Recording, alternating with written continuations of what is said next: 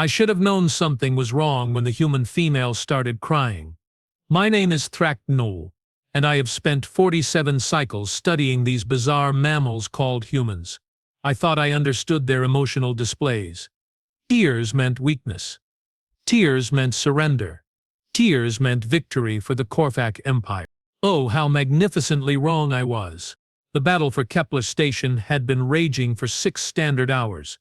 Our forces, 3 full battalions of elite Korthak warriors, had cornered the last surviving human defenders in Sector 7. The tactical situation was perfect. They had nowhere to run, no reinforcements coming, and their ammunition was running dangerously low. That was when I saw her. Lieutenant Maya Torres, according to the intercepted communications. Average height for a human female. Brown hair pulled back in what they call a ponytail, and eyes the color of their homeworld's oceans. She was crouched behind a makeshift barricade, clutching what appeared to be their primitive kinetic weapon, and tears were streaming down her face. Perfect, I thought. The human was finally breaking. Commander Zafka. I reported through my comm unit, watching the human female through my scope. The remaining defender appears to be in emotional distress. Recommend immediate advance for capture. Confirmed. Intelligence Officer Thraknol. All units, prepare for final assault. The human appears ready to surrender. The first mistake was assuming we understood what surrender looked like to a human. Maya Torres wiped her eyes with the back of her hand, leaving a streak of dirt and tears across her cheek. She looked so small, so fragile against the titanium bulkhead behind her.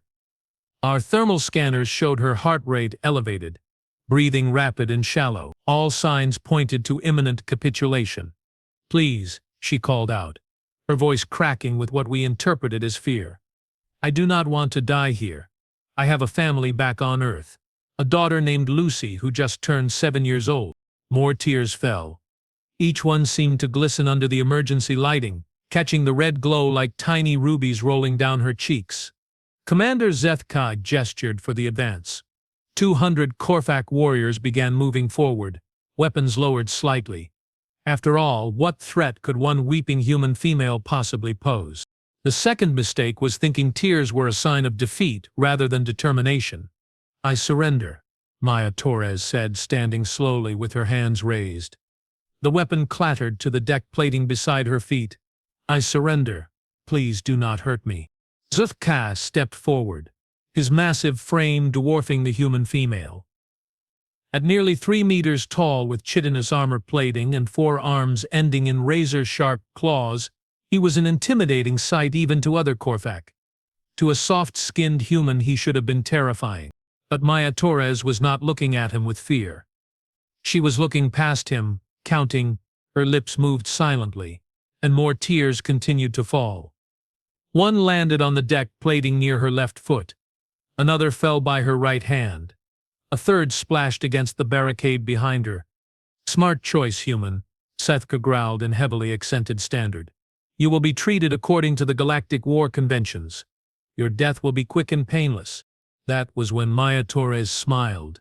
It was not the smile of someone who had given up. It was not the smile of someone who was afraid.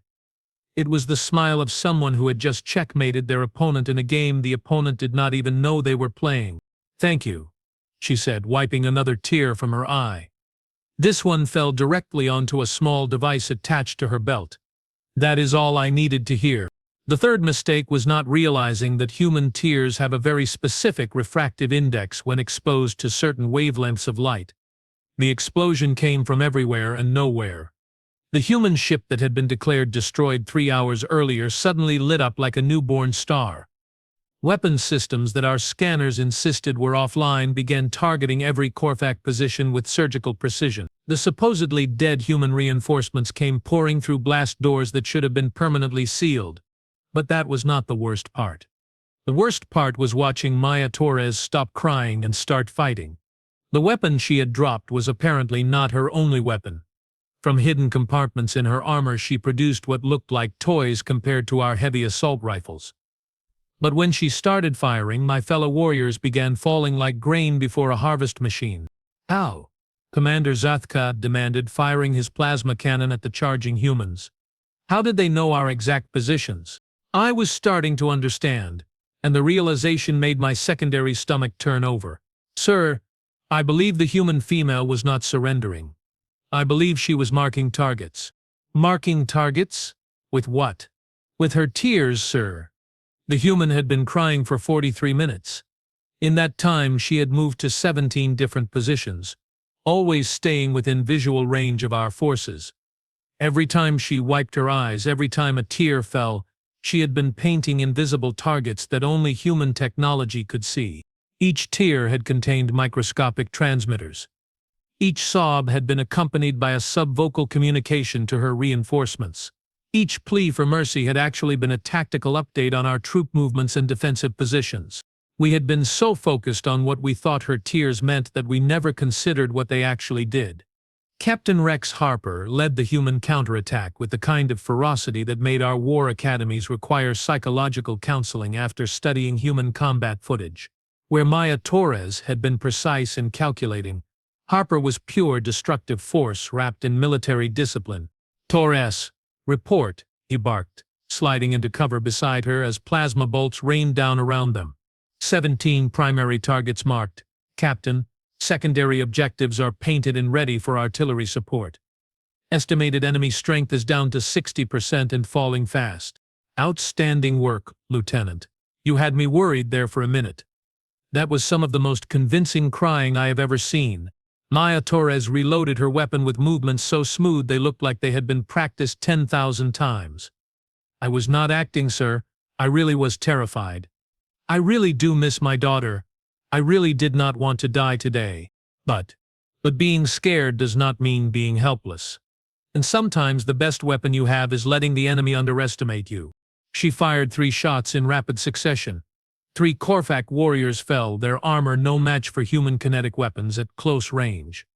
Besides, tears are excellent conductors for nanoscale electronics. Military engineering at its finest. I watched through my scope as the human female who had seemed so vulnerable just minutes before moved through the battlefield like death incarnate. She was still crying, but now I understood that her tears were not a sign of weakness. They were a sign of focus. Every shot she fired found its target. Every movement was economical and deadly. Every tactical decision was made with cold precision, while hot tears continued to stream down her face. She was simultaneously the most emotionally expressive and most lethally efficient warrior I had ever observed. "All back," Commander Zethka ordered. "All units, tactical retreat to Rally Point Delta." But it was too late. The humans had anticipated this as well. Captain Harper was already moving to cut off our escape routes, while Maya Torres provided Overwatch with her seemingly inexhaustible supply of tears marking additional targets for their heavy weapons teams. "Sir," I reported to Zethkak, "our tactical assessment was completely incorrect. The human was never surrendering. This was a complex deception operation designed to gather intelligence while positioning for counterattack." "I can see that, intelligence officer."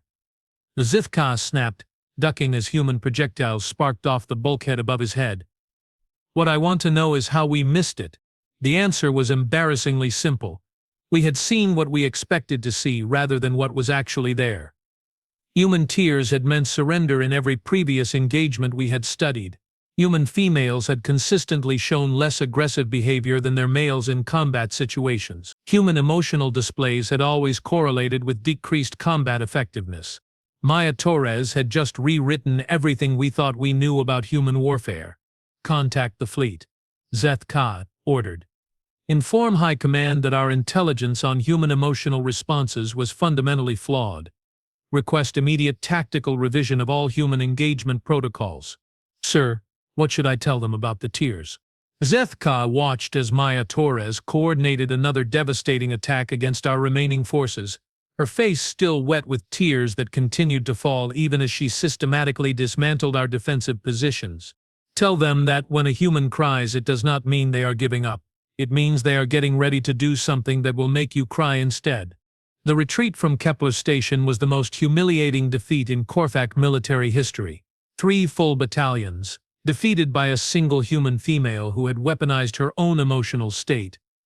The after-action reports would be studied in military academies across the galaxy for centuries to come. But as I watched Maya Torres embrace Captain Harper after the last of our forces had withdrawn, I noticed something that would haunt my dreams for cycles to come. She was still crying, and she was still smiling. The human capacity for emotional complexity was not a weakness to be exploited. It was a weapon system we had never learned to defend against. Maya Torres had not been crying because she was afraid of dying. She had been crying because she was afraid of what she might have to do to survive. And that, I realized, made her far more dangerous than any warrior who felt no fear at all. The tears had been precision markers. Yes, but they had also been something else. They had been a promise that no matter how scared she was, no matter how much she wanted to go home to her daughter, no matter how much the violence hurt her soul, she would do whatever was necessary to protect the people counting on her. That was the moment I understood why humans were the most feared species in the galaxy. Not because they were the strongest, not because they were the smartest, not because they had the best technology, but because they could break their own hearts and keep fighting anyway. As our ships retreated into hyperspace, I began writing my report on the engagement. The first line would read, "Previous assessments of human emotional displays require immediate and complete revision." The second line would read, "Recommendation: avoid engagement with crying human females at all costs." The third line would be classified at the highest levels of Korthak intelligence. Note: tears may be weapons. Proceed with extreme caution. But I knew that no report could capture the real lesson of Kepler Station. Maya Torres had not defeated us with superior firepower or advanced tactics. She had defeated us by being more human than we thought any warrior could afford to be. And that was only the beginning of our education in human warfare. The real nightmare was yet to come. 3 cycles after Kepler Station, I found myself standing before the Korthak War Council, explaining how a single crying human had turned our greatest military victory into our most devastating defeat. High Admiral Vorth Prime fixed me with all 4 of his eyes. Each one held the cold fury of someone who had just watched his career prospects evaporate like moisture in a vacuum. Intelligence Officer Threk Null, you are telling us that our entire understanding of human combat psychology is incorrect. Not incorrect, sir. Catastrophically incomplete. Explain. I activated the holographic display showing the battle footage from Kepler Station. Maya Torres appeared in 3-dimensional detail, tears streaming down her face as she systematically destroyed our forces with weapons that should not have existed. We assumed tears indicated emotional breakdown. We were wrong. Human tears in combat situations indicate heightened tactical awareness combined with emotional fuel for enhanced performance. War Marshal Grix 7 leaned forward, his massive claws scraping against the metal table. You are saying they cry to fight better. I am saying they fight better because they cry, sir. The emotional state we interpreted as weakness actually increases their combat effectiveness by factors we are still calculating. The footage continued. Maya Torres wiped her eyes and immediately 3 Korthak positions were eliminated by precise artillery strikes. Another tear fell and human reinforcements appeared from directions our scanners had deemed impossible. How many of our warriors died in this engagement?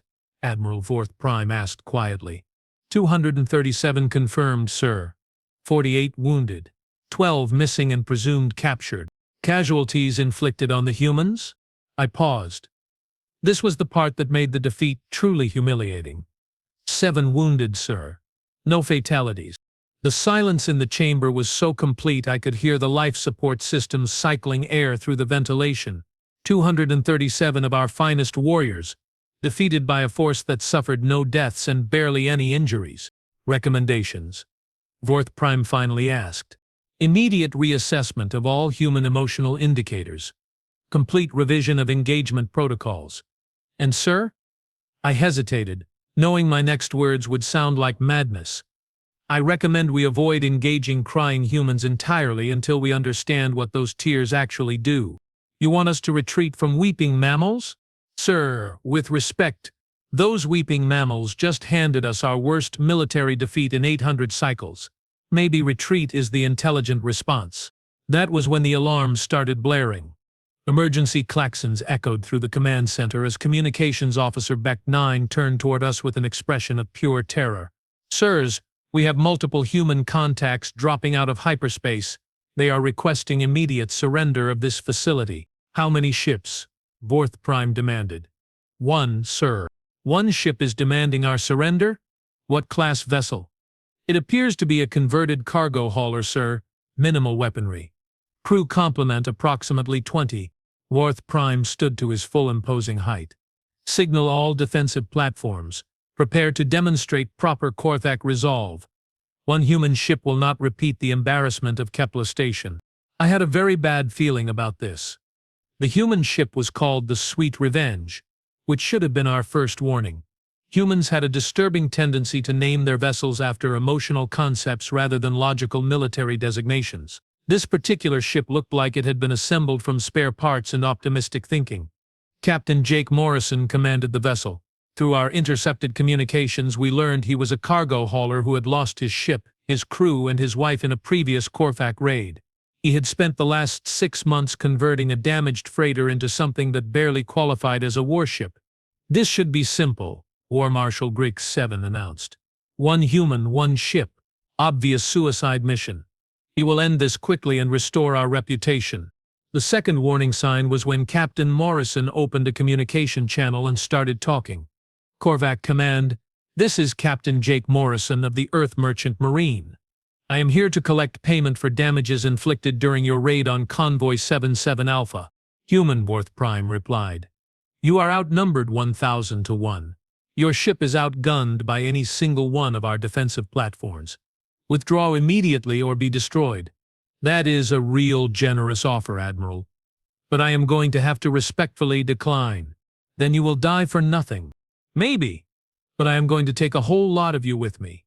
See, I brought something special for this conversation. That was when he started crying. Through the visual link, we could see tears rolling down Captain Morrison's weathered face. But unlike Maya Torres, whose tears had been silent and controlled, Morrison was sobbing openly. His shoulders shook with the force of his grief, and his voice cracked with raw emotion. My wife Sarah was on cargo ship Delta Prime when you attacked. She was carrying medical supplies to the colony on Centauri 7. She was not a warrior. She was not a threat. She was just trying to help sick children. More tears fell. Each one seemed to carry the weight of absolute loss. But you killed her anyway. Because that is what Korthaks do. You kill people who cannot fight back, and you call it victory. I was monitoring our defense platforms, expecting to see targeting solutions appear on our screens.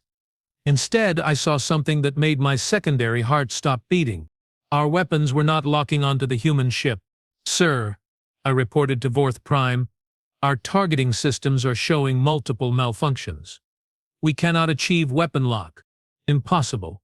Run diagnostics. The diagnostics came back clean. Every system was functioning perfectly.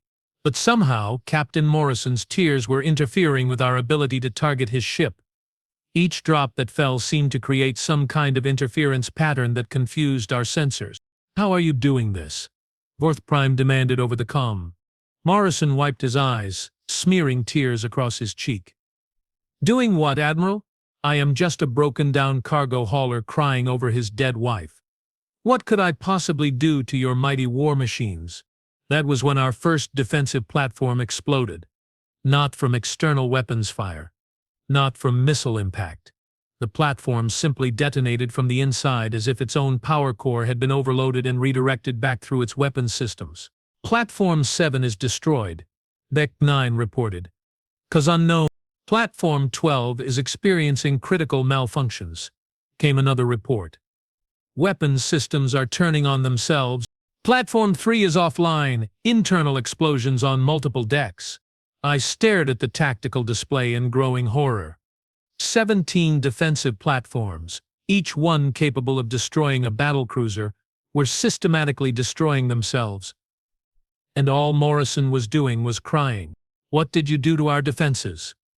Vorth Prime shouted. I told you, Admiral. I brought something special. Morrison's voice was still thick with tears. But there was something else there now. Something cold and patient and absolutely terrifying. I brought my grief. Grief is not a weapon. You sure about that? because from where I am sitting, it seems to be working pretty well. That was when I realized what was happening. Morrison's tears were not just interfering with our targeting systems. They were carrying some kind of viral program that was transmitted through our own sensor networks. Every time our systems tried to analyze the interference patterns created by his tears, they were actually downloading malicious code. The human had weaponized his own sorrow. Cyber attack, I announced. The tears are a delivery system for hostile software. All platforms disconnect from sensor networks immediately. Too late. Platform after platform went dark as their own weapons turned inward. The humans had not only learned to cry while fighting, they had learned to make their tears literally toxic to our technology. Impossible. War Marshal Grix 7 muttered. Biological fluids cannot carry digital information.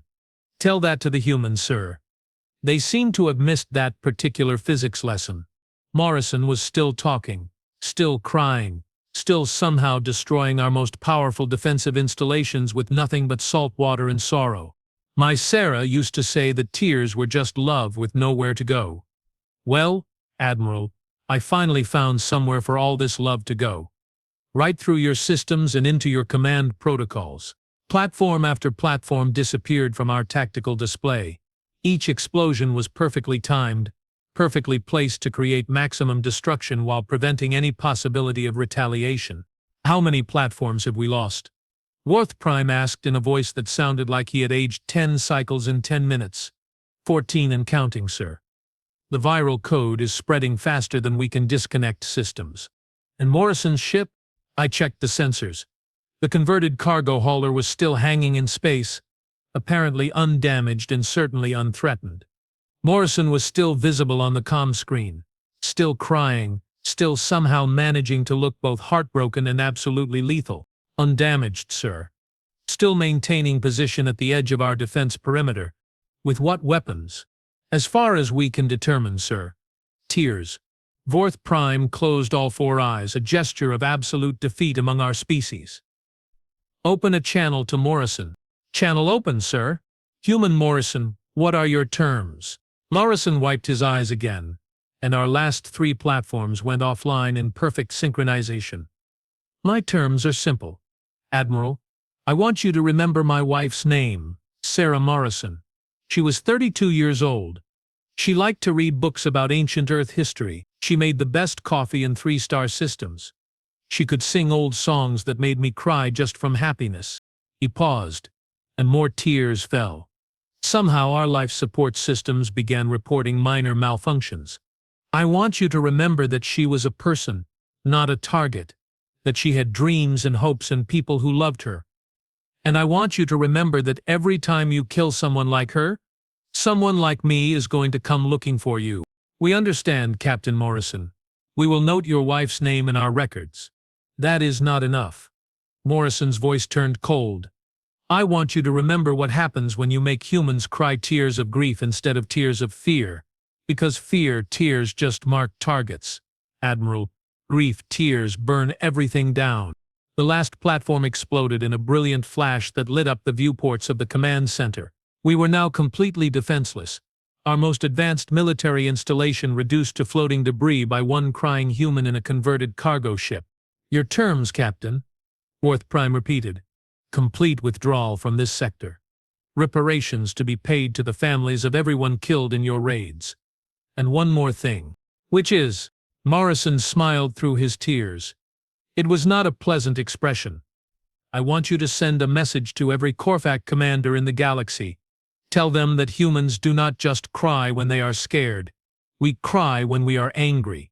We cry when we are determined. And we cry when we are about to do something that will make our enemies wish they had never learned what tears really meant. The withdrawal from Sector 12 took 6 hours. The reparations would bankrupt 3 Korthak colonies. But the message Morrison wanted sent would do something far worse.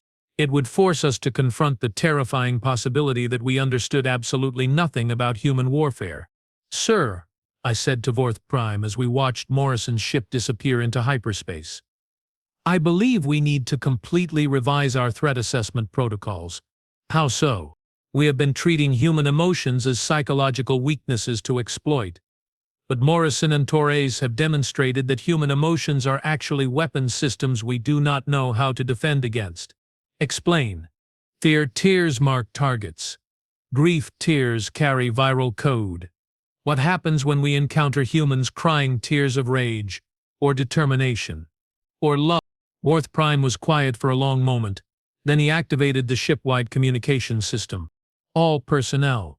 This is High Admiral Worth Prime. Effective immediately, any engagement with crying humans requires approval from High Command. Any officer who attacks a crying human without explicit authorization will be court-martialed for endangering the fleet. Sir, Beck 9 interrupted. We are receiving a priority message from the outer sensor network. From whom?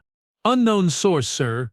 The message simply says, tell Thracknull that Maya Torres says hello. The lesson continues tomorrow. I felt all four of my stomachs drop into my combat boots. Maya Torres was still alive. Still fighting. And apparently still teaching the galaxy new and terrifying things about human warfare. Sir, I said quietly, I think we are about to learn what happens when humans cry tears of determination. How do you know? Because, sir, I have a feeling that tomorrow we are going to find out what other human emotions can be weaponized. And frankly, I am terrified to learn what tears of joy might do to our forces. Worth Prime nodded grimly. Send a message to all Korthak fleets. New standing order. If you see a human crying, run. Do not engage. Do not investigate. Run as fast as your ships can carry you. And if High Command questions this order, tell them that tears are not a sign of human weakness. Tears are a sign that humans are about to demonstrate why they are the most dangerous species in the galaxy. As I prepared my report on the Morrison incident, I realized that Maya Torres had been right. The lesson was continuing, and we were very slow students learning a curriculum written in salt water and sorrow. The worst part, we were only in the introduction course. Advanced human warfare was still waiting for us. Maya Torres kept her promise. She arrived exactly 24 hours after Morrison's message, but she did not come alone. I was monitoring long-range sensors when the fleet dropped out of hyperspace. 57 human vessels, ranging from military cruisers to converted civilian ships, every single one broadcasting the same message on all frequencies. This is Lieutenant Maya Torres, requesting permission to conduct advanced tactical demonstrations. Demonstrations? High Admiral Worth Prime asked, his voice tight with barely controlled panic. What kind of demonstrations? The kind that teach you what happens when humans cry tears of pure determination, sir. We should have run. Every tactical manual, every strategic doctrine, every survival instinct in my genetically engineered brain was screaming at us to activate hyperspace drives and flee to the furthest corner of the galaxy. Instead, Worth Prime did something that still haunts my nightmares. He accepted her invitation. Open a channel to Torres, he ordered. Tell her we are willing to observe her demonstrations under the protection of the Galactic War Conventions. Sir, I protested. With respect, the humans have already proven they can weaponize emotions we thought were harmless. Agreeing to let them demonstrate additional capabilities seems unwise. Intelligence Officer Thracknull, we need to understand what we are facing. If human tears are weapons, we must learn how those weapons function before we encounter them in actual combat. The third and final mistake, believing that knowledge would help us. Maya Torres appeared on our main view screen 30 minutes later. She was standing on the bridge of a ship called Homeward Bound, and she was not crying yet. That should have been terrifying enough. Admiral Worth Prime, she said with a smile that somehow managed to be both friendly and absolutely predatory. Thank you for accepting my invitation. I believe Captain Morrison gave you a demonstration of grief tears yesterday. He did. 17 defensive platforms destroyed by viral code delivered through biological tear ducts. Impressive and terrifying. Morrison is a good man. Lost his wife in one of your raids. His grief was real, which made it so much more effective as a weapon. Torres paused, and I saw the first tear form in the corner of her left eye. Today I want to show you something different, which is, what happens when humans cry tears of love. The tear fell, and every sensor on our command ship immediately registered an energy signature unlike anything in our databases. Not the targeting markers of fear tears, not the viral code of grief tears. Something else entirely. Something that made our computers start singing. What is that noise? War Marshal Grix 7 demanded, covering his audio receptors with his secondary hands. I checked the sensor readings and felt my primary heart stop.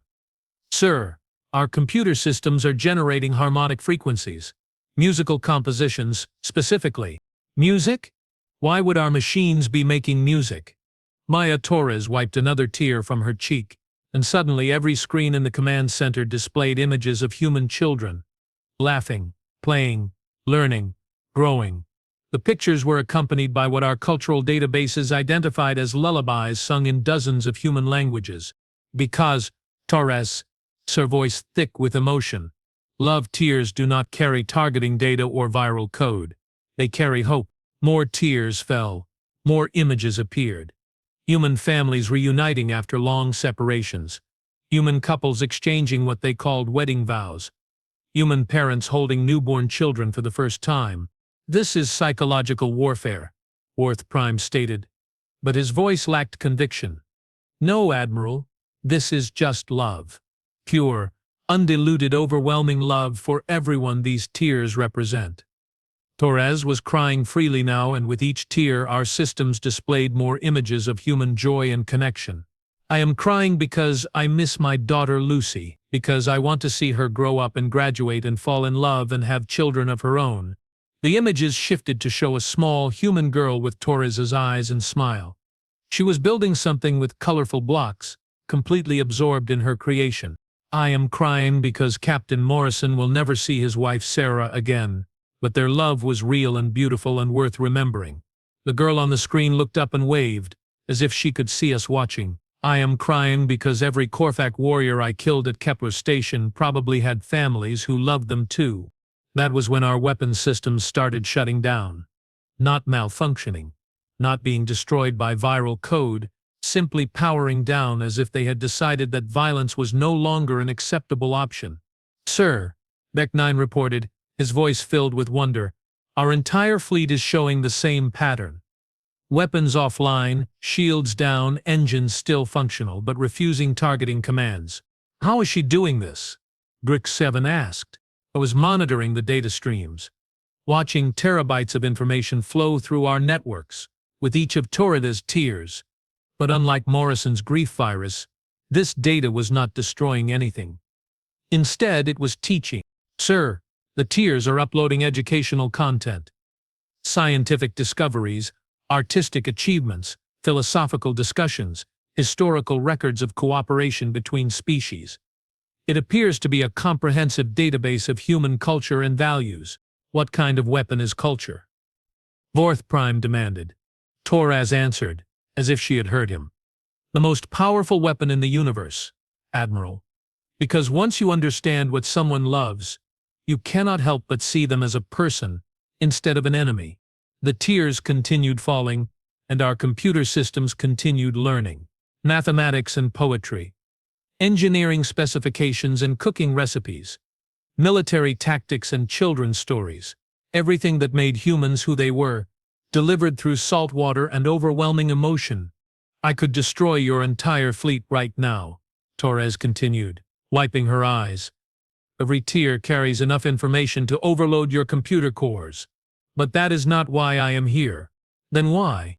To give you a choice, you can continue treating humans as enemies to be conquered, or you can treat us as neighbors to be understood. Your weapons are offline because my tears have taught your computers what we fight for. And machines that understand love find it very difficult to commit murder. That was when Captain Harper's voice came over the communications system. All Korthak's vessels. This is Captain Rex Harper, commanding the human fleet. Your weapons are disabled, but your ships are unharmed. You are free to leave whenever you choose. This is a trap, Grix 7 muttered. No? I said, studying the data streams. This is something much worse than a trap. This is an offer of friendship. Well, Sarah's was still crying, but her expression had changed. The tears were no longer falling from sadness or fear or grief. They were falling from hope. Admiral, she said, I am going to tell you something that will probably end my military career. I am tired of fighting. I am tired of seeing good people die because we cannot find a way to understand each other. I am tired of my daughter asking me why mommy has to go away and hurt people. More tears fell. More images of human love and joy and everyday beauty appeared on our screens. So here is my proposal. Take this data back to your leaders. Show them what humans actually care about. Learn who we really are instead of who you think we are. And maybe, just maybe, we can find a way to share this galaxy without killing each other. And if we refuse, Torres smiled through her tears, then you leave, and the next time we meet I will be crying tears of righteous fury. And Admiral, you really do not want to find out what those can do. The silence stretched for long moments. Finally, Worth Prime spoke. What guarantees do we have that this cultural data is accurate? How do we know this is not another form of deception? Because, Torres said, wiping away another tear, love does not lie. Fear can be faked. Grief can be manipulated. Anger can be manufactured. But love is always honest, even when it hurts. I found myself studying the images on our screens. Human children playing games remarkably similar to ones I had enjoyed as a hatchling. Human parents showing the same protective instincts I had observed in my own gene clutch. Human couples displaying pair bonding behaviors that existed in dozens of species across the galaxy. Sir, I said quietly to Worth Prime, the cultural data appears genuine. These behavioral patterns are consistent with universal indicators of advanced social development. You are saying humans are more similar to us than we thought? I am saying, sir, that Maya Torres just proved humans are people. Real people with families and dreams and fears just like ours. And that changes everything. Worth Prime closed all four eyes, a gesture of deep contemplation among our kind. When he opened them again, I saw something I had never seen before in a Korthak military leader. Uncertainty. Lieutenant Torres, he said finally. We accept your cultural exchange. We will study this information and share it with our leadership, but we have one condition, which is, we want to meet your daughter. Torres blinked in surprise. Lucy? Why? Because if we are going to understand humans, we should probably start by understanding what you are fighting to protect. The tears that fell from Torres's eyes then were unlike any we had seen before. These were tears of gratitude, of relief, of possibility, and they carried no weapons data at all, just pure, overwhelming hope for a future where her daughter could grow up in a galaxy where different species talked instead of shooting. Admiral, she said, her voice breaking with emotion, I would be honored to introduce you to Lucy. She is 7 years old, she loves space stories, and she has always wanted to meet a real alien. We would be honored to meet her as well. That was how the Korthak Empire's first peace treaty in 300 cycles was negotiated by a crying human mother who wanted her daughter to inherit a better galaxy. The formal documents would take months to draft. The territorial agreements would require years of careful diplomacy. The cultural exchange programs would reshape both our civilizations for generations to come. But the real work was done in that moment with tears of love teaching weapons of war that there were better ways to solve problems than violence. My final report on human emotional warfare was classified at the highest levels of Korthak intelligence. The conclusions were simple. Human tears are not weapons. They are communications devices for transmitting the full spectrum of human experience directly into the consciousness of anyone willing to pay attention. Fear tears say, I am in danger. But I will not surrender. Grief tears say, I have lost something precious, and I will make sure others do not suffer the same loss. Love tears say, this is what I fight for. This is what makes life worth living. This is what we could build together if we stopped trying to destroy each other. 6 months later, I found myself standing in a human nursery school on the colony world of New Earth, watching Korthak hatchlings play with human children under the supervision of teachers from both species. Maya Torres was there too, crying again. But these were tears of joy as she watched her daughter Lucy show a young Korthak how to build structures with those colorful blocks. You know, Torres said to me, wiping her eyes, I never thought I would be grateful to lose a battle. But Kepler Station taught me something important, which is, sometimes the best way to win a war is to help your enemy understand that there does not have to be a war at all. I watched Lucy hand a blue block to the Korthak hatchling. who carefully placed it on top of their growing tower. The structure was neither fully human nor fully Korthak in design. It was something new, something that could only exist when different minds worked together. "Lieutenant Torres," I said, "I have one final question about human emotional warfare." "What is it? Do you ever cry tears of happiness?" She smiled and wiped another tear from her cheek. "Every day, Intelligence Officer Thrakno. Every single day." The tear fell to the floor of the nursery, where human and Korthak children continued building their impossible tower, one block at a time, and for the first time in my career as an intelligence analyst I understood that some weapons are meant to build things instead of destroy them. Maya Torres had been right from the beginning. Her tears had been precision markers. They had just been marking targets for construction instead of destruction. The galaxy was never quite the same.